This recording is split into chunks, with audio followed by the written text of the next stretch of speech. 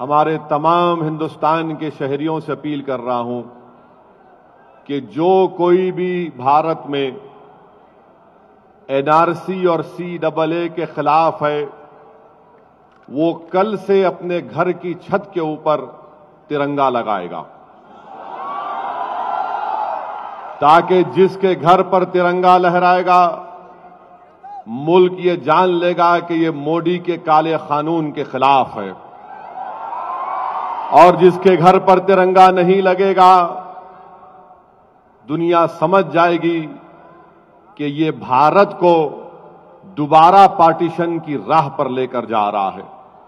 तो क्या कल से आप अपने घर की छत के ऊपर तिरंगा लहराएंगे? हर घर की छत के ऊपर तिरंगा लहराना मेरे भाई, ताकि इनको मालूम हो जाए, ये तिरंगा देखकर संघ परिवार को, मोदी को और अमित शाह को मालूम हो जाएगा, अरे ये घर भारत का घर है, ये घर हिंदुस्तान से मोहब्बत करने वाला घर है। और जो कोई भी अपना तिरंगा अपने घर पर लहराएगा वो पैगाम देगा बीजेपी और आरएसएस को कि आज हमारे मुल्क में गांधी जिंदा नहीं है, मगर गांधी के उसूल आज भी जिंदा हैं। जो तिरंगा अपने घर पर लहराएगा वो संघ परिवार को और बीजेपी को पैगाम देगा कि अंबेडकर जिंदा नहीं है, मगर अंबेडकर का संविधान आज भी जिंदा है।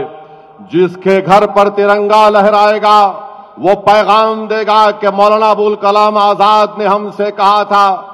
दिल्ली के जामा मस्जिद की सीढ़ियों के सामने खड़े होकर मौलाना ने कहा था, मुसलमानों से मुखातिब होकर कहा था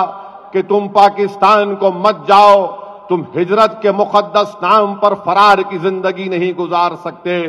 तो जिसके घर पर तिरंगा लहराएगा वो मौलाना आजाद को याद रखेगा, जिसके घर पर तिरंगा लहराएगा वो इन जालिम फाशिस्ट ताकतों को पैगाम देगा कि नेताजी सुभाष चंद्र बोस हमारे दरमियान में नहीं है, मगर देखो ये तिरंगा लहरा रहा है, वो फाशिज्म के खिलाफ हमारी एक निशानी है। जिसके घर पर कल सा तिरंगा लहराएगा वो पैगाम देगा कि ये भारत गोलवालकर का मुल्क नहीं, ये गांधी, अंबेडकर और नेहरू का, मौलाना आजाद का मुल्क है। तो मेरे भाई, मेरी आपसे दरखास्त है कि जब तक ये एहतजाज चलेगा अपने घर पर तिरंगे को लहराते रहना। तिरंगा लहराता रहेगा तो बीजेपी को मालूम होगा कि देखो हमने बहुत गलत और काला कानून